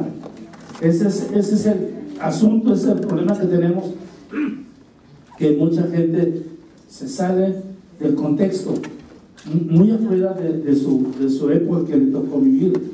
estas personas destacaron ser mujer, vestirse de mujer, de hombre, comandar un ejército. El delfín la trató de engañar y ella dijo: usted no es el delfín, es el señor que está escondido allá detrás de las bambalinas. Tiene razón, Juana no estaba loca. Nos hacen a veces a nosotros pensar que lo somos porque somos a lo mejor un poco diferentes. Y respecto a los hombres necios que usáis a la presentación, esto es muy hermoso. Una pregunta para terminar, doctora: ¿qué significa Pusela? Pusel es la jovencita, la joven. Porque lo habla. Pusé es, entonces Pusel es así, la jovencita, ¿no? La que andaba ahí, la chamaca. Pues. Esa palabra la tengo en el libro de William Shakespeare. Ajá. Pusel. La Pusel, ajá. Muchísimas gracias. Sí, de nada. Pati, ¿cómo estás? Yo desde ayer que fui por ti, yo esperaba recibir a Pati Cor, pues a lo mejor flotando en una nube de su sabiduría, con una actitud de soberbia, y me di cuenta, desde que te vi con tu sonrisa, como la de la secundaria. Pero aparte me encanta, ahorita que nos comentas, aparte de haberte llevado la honestidad y la sinceridad de las regias, hubo algo en la educación del colegio que compartimos juntas que formara ya tu idea de lo que eres ahora. ¿Influyó algo? Porque las monjas no creo, ni una sola. Con respeto a las que están aquí. ¿Influyó algo? Sí, mira, o sea, para empezar, esta energía de la que hablábamos, que nos podemos nutrir, todo este cariño, de amor, acoger a los demás, queridos, eso pues no, eso se lleva y te salva, ¿no? Te salva en momentos que todos y todas hemos pasado muy, muy duros. Y yo creo que es toda esa dosis de amor que fuimos recibiendo, se aparece en ese momento y nos dice: tienes que seguir aquí, ¿sí? Entonces yo creo que eso es lo más importante que traigo, ¿sí? Sí. Doctora, buenas tardes. Sí, hola. Ahorita en la actualidad, ¿cuáles fueron sus Juanas? Mira, fíjate que ¿qué te iba a decir? Sí, todas son buenas preguntas. Lo que pasa es que cuando uno está en el momento, o sea, para ver algo, yo sí, eso sí, estoy convencida, tienes que tener distancia. O sea, como en los ojos, o sea, si tú te pones la mano aquí no la ves. Y si hay un objeto muy lejos, pues tampoco lo ves. O sea, necesitas de un lugar determinado para poder ver. Ver es, en este sentido, podría ser analizar, ¿no? Fíjate que yo no tiendo a ser ídolos, o sea, tiendo a reconocer.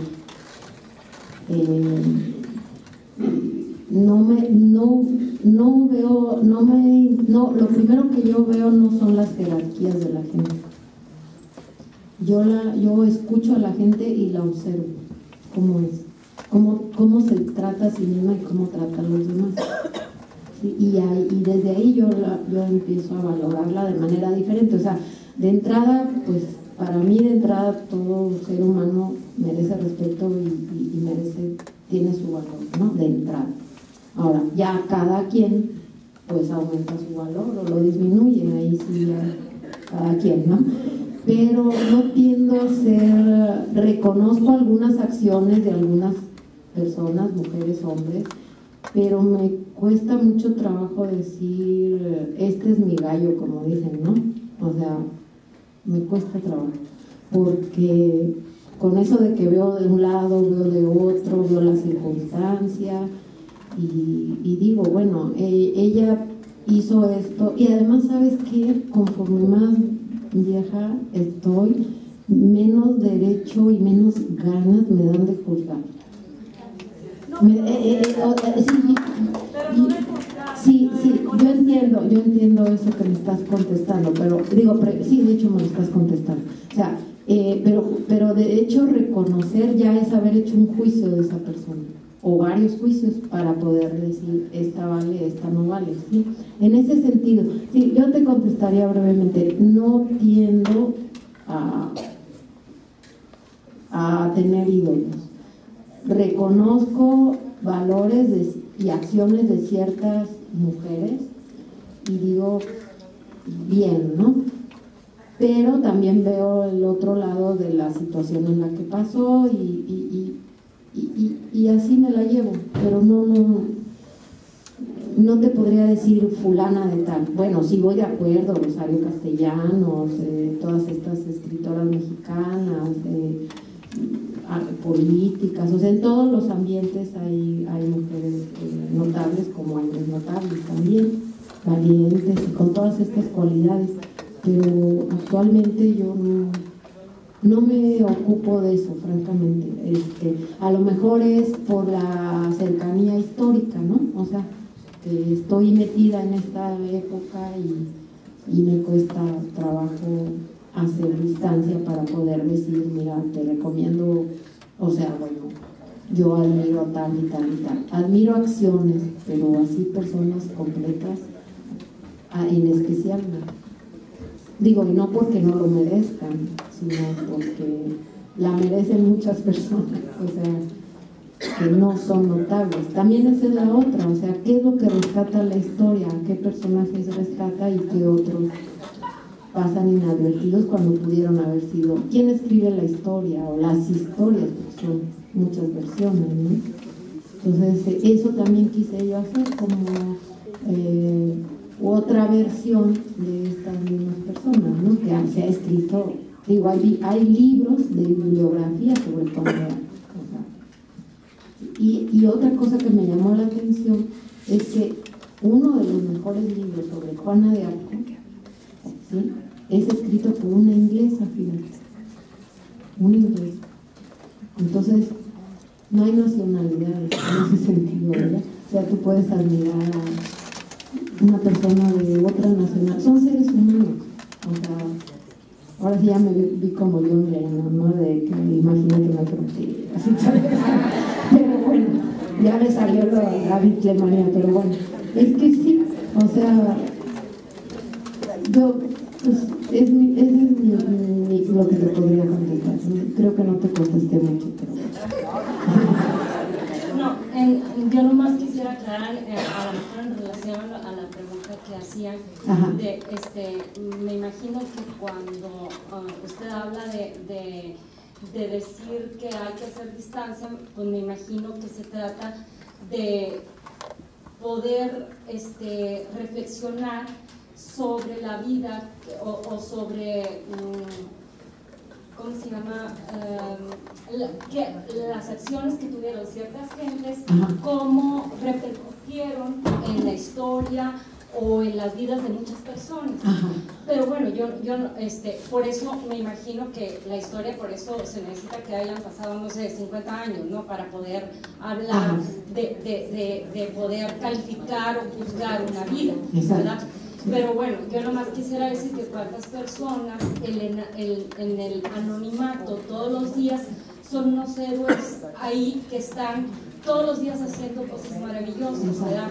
Mujeres que trabajan, que tienen sobre sus hombros tener que construir y hacer seres humanos, que no sabemos qué cosas maravillosas puedan hacer más adelante, y lo están haciendo hoy, ahorita, en este momento, y no tiene ningún nombre que conozcamos, ni sale en el periódico, ni en ninguna revista, ni un relator que rescate eso. Así es, y son héroes. Lo que me dices me recuerda a un autor, Levinas, un filósofo que dice, porque él es de la corriente fenomenológica de filosofía y es con Heidegger, Husserl, todo eso. Entonces Heidegger tiene una frase que dice ser para la muerte, o sea, somos seres para la muerte, o sea, tendemos a morir, ¿no?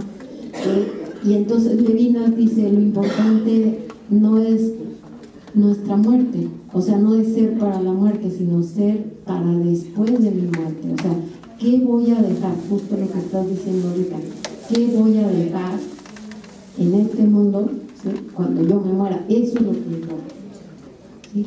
Entonces, eso dice Levinas, no se ve en inmediato, no todo es así, causa-efecto, y ya lo vi, ya hice algo, ya recibí la consecuencia, ¿no? Y la gocé yo y fue mi tiempo, no. O sea, esta gente, como muchas otras, como tú lo dices, pues hacen las cosas y ahí las dejan y no lo hacen para que en ese momento se les venga el beneficio, digamos, se lo gocen, sino porque ellos y ellas saben que ellos le están aportando algo bueno al mundo, a las generaciones que vienen, ¿sí?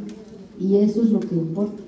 Sí, como ya para terminar nomás, sí. Pues, generalmente se le da hincapié o se le pone un monumento, se habla mucho de aquella persona o aquella mujer, hablando de género, que estudió algo, una carrera y está siendo destacada y está siendo anunciada, pero lo más importante que no debemos de olvidar, o una cosa muy importante que le toca, por ejemplo, a la mujer que tiene hijos, ajá, y que hace de esos hijos hombres que le hacen bien a la sociedad, ajá, pues ya hicieron el mundo un mundo más humano, un mundo grande, y le dejaron un gran legado a la humanidad, y no va a salir en ningún periódico. Gracias. De hecho, cuando yo escogí estas 3 personas, era una española, me dijo, bueno, pues está bien que hagas esas 3, aunque Juana, la española, es la menos lucida, la menos lucida. Y era española. Entonces, bueno, o sea, ¿qué valores están destacando? ¿Quién es el que está siendo testigo de que esas personas los están llevando a cabo? Todo eso hace difícil haberte contestado, abuelita, perdón. Pero bueno. Pati, yo te quiero agradecer que nos hayas refrescado las cosas tan valiosas que tenían estas 3 personas.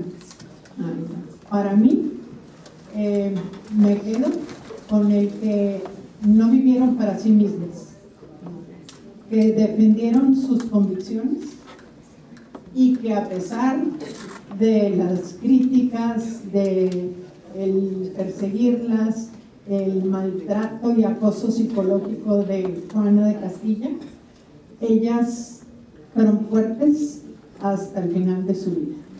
Yo con eso me quedo, y pues lo que dijo, no sé cómo te llamas, creo que sí, que en nuestra sociedad hay muchas Juanas en el anonimato, pero yo creo que no es malo vivir en el anonimato. Lo importante es dedicarnos a trabajar, y me impacta mucho que las 3 no existió en ellas el afán de protagonismo. Eso es muy padre. Muchas gracias.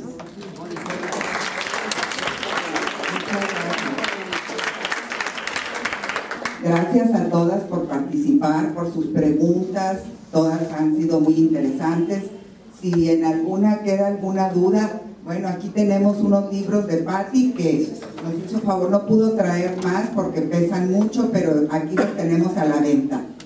Y ahorita queremos agradecer que nos haga favor de pasar a dirigirnos unas palabras la Madre Soledad, que con tanto gusto, aquí le vamos a acercar se echa una ranchera. Chata le va a ayudar, así que qué problema.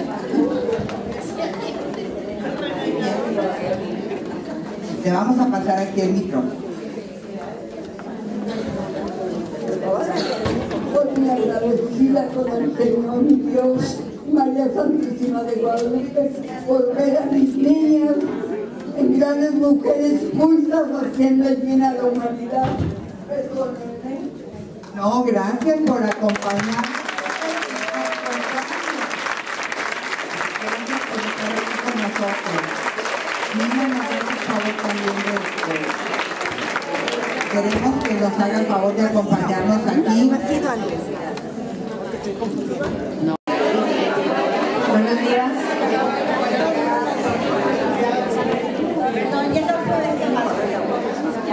Buenos días a todas y a todos los que nos acompañan esta mañana. En primer lugar, deseamos agradecer a la directora de los 3 museos y a sus colaboradores por hacer posible este evento aquí, en este magnífico auditorio. También queremos agradecer enormemente al fabuloso equipo de trabajo que ha hecho posible que este día, hoy, aquí, estemos reunidos en torno a nuestra estimada compañera, la doctora Patricia Corres Ayala.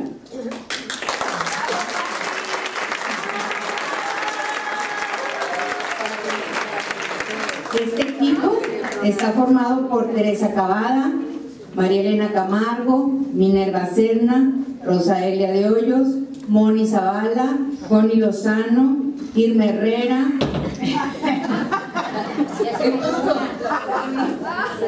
y todas y cada una de las que formamos parte de esta generación del Colegio La Bastida 1966. Se dice fácil. Recordis. Recordar proviene etimológicamente del latín re, que quiere decir volver, y cordis, corazón. Recordar es volver al corazón, y eso precisamente es lo que estamos haciendo hoy, recordando las convivencias de nuestra infancia y nuestra juventud y compartiendo las maravillas que nos ha dado la vida a lo largo de todos estos años. En este contexto, reconocemos a nuestra compañera del Colegio La Bastida, la doctora Patricia Corres Ayala. Es licenciada en Psicología, maestra en Filosofía por la UNAM, doctora en Sociología del Conocimiento por la Universidad de la Sorbona, Francia, y su especialidad es el psicoanálisis. Sus líneas de investigación versan sobre epistemología de la psicología, estudios de las identidades masculina y femenina. Actualmente es docente e investigadora de la Facultad de Psicología de la UNAM y autora de diversos textos. El día de hoy, Patricia va a platicar con nosotros sobre su último libro, El legado oculto, la vida de Juana de Arco, de Juana I de Castilla y Sor Juana Inés de la Cruz, desde la perspectiva de la historia, la filosofía y la psicología. Además, Pati, nos gustaría que como preámbulo a tu charla nos platicaras brevemente tu trayectoria desde cuando dejaste Monterrey para convertirte en lo que hoy eres. Te dejamos con las asistentes. Muchas gracias.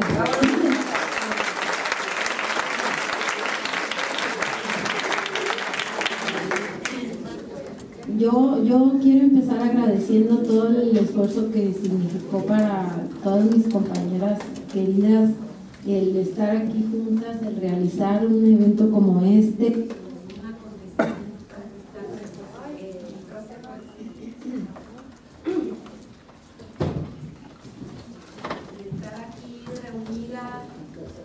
Y reunidos y sintiendo todo el cariño pues de cada una de nosotras entre nosotras, habiendo vivido una época tan importante como es la niñez, la adolescencia, los primeros años de juventud, y haberlo hecho de manera tan intensa, ¿no? Como lo hicimos nosotras, y eso pues marca a cualquiera, ¿no? Y más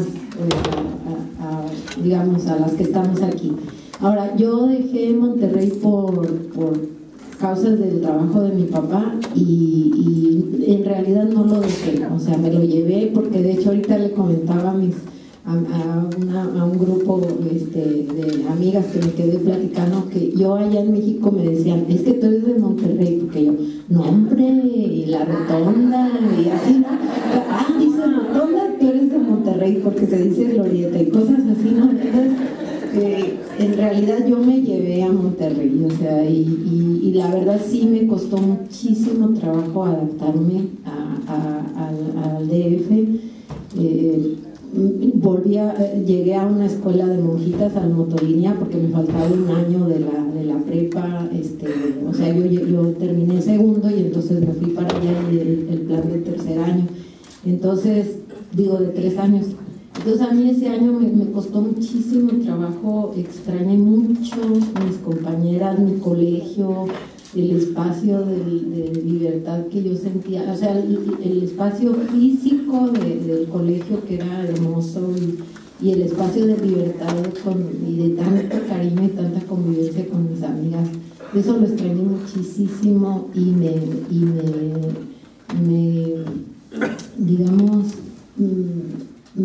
volqué sobre mí y me encerré mucho. O sea, los primeros años yo no tuve mucha vida social. Después ya me fui adaptando y demás. Y bueno, ya terminé la prepa, hice mi examen de la UNAM, me metí a psicología, terminé la carrera, me quedé ahí a dar clase. La docencia siempre me gustó la investigación también, la sigo haciendo. Y bueno, tengo casi 42 años de antigüedad en la UNAM. Empecé cuando estaba en un cuarto año a dar clases y bueno, la psicología experimental y de laboratorio y de pruebas y eso no me llamaba mucho, entonces me gustaba la filosofía, pero yo decía, no, pues de filósofa aquí en México, pues no sé cómo me vaya a ir, ¿no? Si me alcance para comer, o digo, no necesito mucho para comer, pero pues sí necesito. Y entonces el caso es que empecé a hacer una combinación ahí de psicología, con filosofía, con sociología, con psicoanálisis, algo de antropología, y ahí es donde yo me di cuenta que la vida sí nos da lo que queremos cuando somos atinadas y atinados en pensar que lo que queremos es lo que es mejor para nosotros, pero no nos los da directamente. O sea, es como el agüita que empieza a buscar, o sea, hay dificultades y se va por acá, y se va por allá, y se va hasta que llega a su cauce grande y ahí ya nos volcamos en todo lo que podemos dar, ¿no? De tanto que recibimos. Y yo así siento que me pasó. Finalmente estudié la filosofía, la sigo leyendo, me encanta, pero ya no me siento psicóloga, ni filósofa, ni socióloga, o sea, no me siento que todo eso me gusta y que lo he querido entrelazar, son ladrillitos de lo que yo quiero estar construyendo y sobre todo trato de alimentar mi conciencia de que yo he recibido mucho. Entre las cosas que he recibido son ustedes y yo cada vez me siento más comprometida con la vida para regresar. Y pues lo hago de esta manera, que es la que yo puedo, que me gusta escribir y bueno, lo hago por eso. Y bueno, pues aquí estoy gracias a todos ustedes. Luego, bueno, después de la licenciatura y la maestría, como dice Lucre, me fui a París, estuve 3 años sin regresar acá a México, ahí hice mi doctorado, me recibí y me gustó mucho esa experiencia por la cultura de la discusión. O sea, me encantó eso de yo, ya ven los franceses, o sea, discute el del metro, el que le vende a uno la fruta, todos discuten. Y después de discutir, ¿nos vemos mañana? Sí, nos vemos mañana. O sea, nada personal, o sea, eso me encantó, porque es así como un nivel de, bueno, vamos a conocer, tú dime tus argumentos, yo te digo los míos y vamos a conocer. Lo importante es conocer, no es de que tú seas más o yo menos, no, o sea, estamos construyendo algo en una discusión estamos llegando a una idea, la estamos elaborando y con esa nos vamos, ¿no? Ahí tuve el privilegio de oír a un pensador francés que se llama Michel Foucault, que es fue un hombre de veras brillante y aparte era tan sencillo, era impresionante, o sea, en el auditorio daba su plática, sus avances y luego había un espacio ahí de descanso y ¿dónde estaba Foucault? Pues donde se veían las carcajadas, o sea, porque él estaba conviviendo y se acercaba a la gente y le preguntaba, o sea, y ese fue un modelo, o sea, fue una imagen que a mí me quedó muy fija de lo que es una persona, digamos, valiosa y sencilla, o sea, no era de... Yo tenía entendido que lo importante, y lo sigo entendiendo, que lo importante es el conocimiento y lo que cada uno y cada una de nosotras podemos aportar. O sea, desde nuestras vidas, desde nuestra experiencia de vida interior, nuestra reflexión, nuestros momentos de soledad, de convivencia, las tristezas, los logros, todo eso es conocimiento.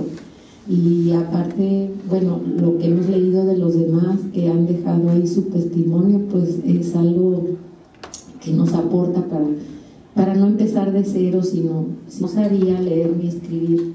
Su capacidad de razonar rebasaba en mucho a su conocimiento. Desde niña mostró honestidad, gentileza y aun cuando socializaba le gustaba apartarse y orar en soledad, lo cual le proporcionaba mucha tranquilidad. Ella tenía una intensa vida interna. No obstante, Juana fue más que mística, amante de la acción, pues una vez que tenía clara una meta, la perseguía con ahínco y plena convicción. Juana fue apasionada a la vez que fervorosa, y eso la movía hasta que llegaba a sus objetivos. Aunado a la valentía, el arrojo y la bravura, Juana fue sensible a la desgracia y esto la llevó a luchar para la transformación de Francia. Ella sufría en los combates, se aferraba a su estandarte y solamente llevaba la espada como símbolo. Ella cabalgó, exhibiendo su atuendo de soldada, con el corazón por delante, sin mostrar miedo o inseguridad. Su ejército la seguía, creía en Juana porque no los decepcionó, porque siempre estuvo con sus hombres en combate. Algo que podría haberse considerado un defecto es que Juana era precipitada, lo cual contrastaba con la indefinición de los que luego formaron parte de su ejército y del delfín Carlos VII. Ella difícilmente comprendía la debilidad, el titubeo. Juana apura los acontecimientos porque sabe que no cuenta con mucho tiempo de vida. Ella se ha propuesto liberar la ciudad de Orleans y hacer coronar a Carlos VII, rey de Francia, porque había ahí un conflicto muy fuerte, ¿no? de poderes entre un heredero inglés y el heredero francés, que además se sospechaba que era hijo ilegítimo, ¿no? Lo cual los ingleses no tendrían, con lo cual los ingleses no tendrían más que regresar a su país.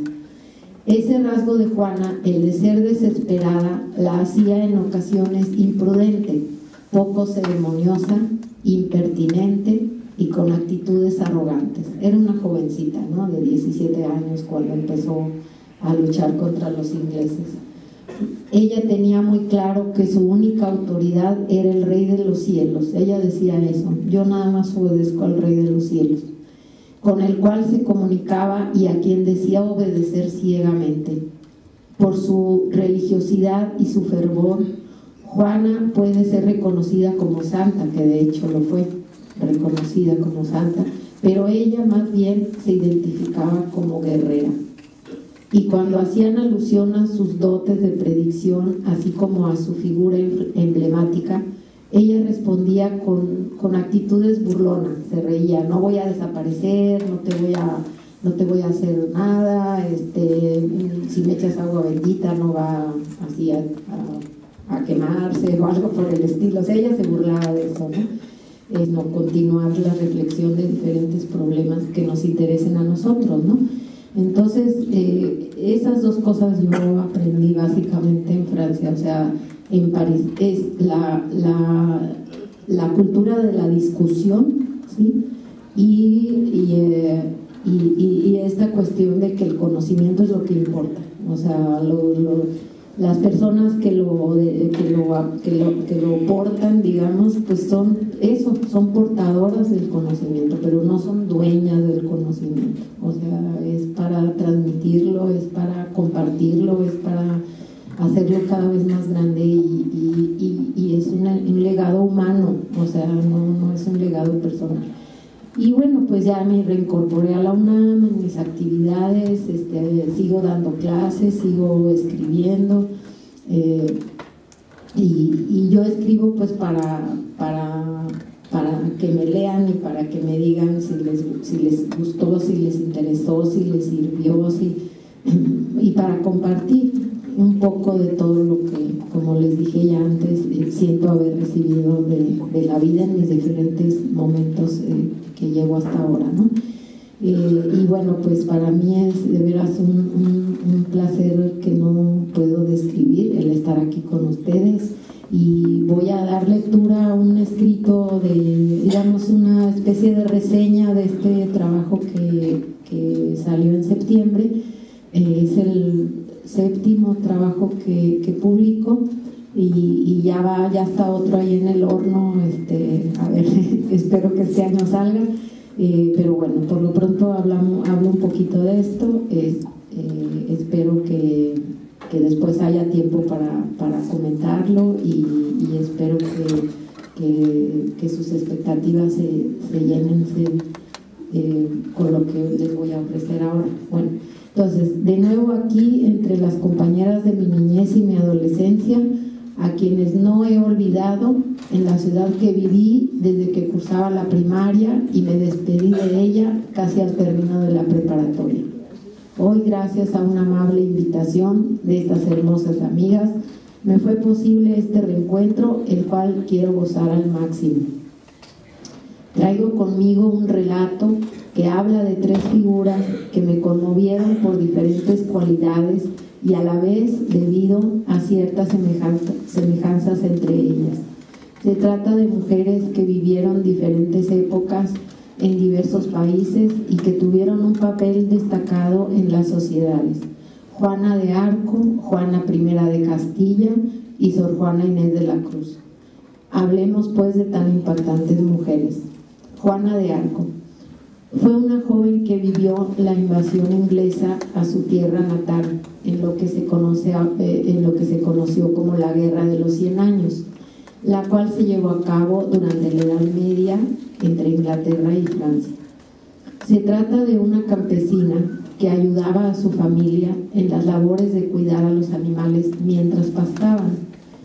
Ella se distinguía por su notable devoción religiosa. Juana fue una joven sumamente inteligente, pues aún cuando no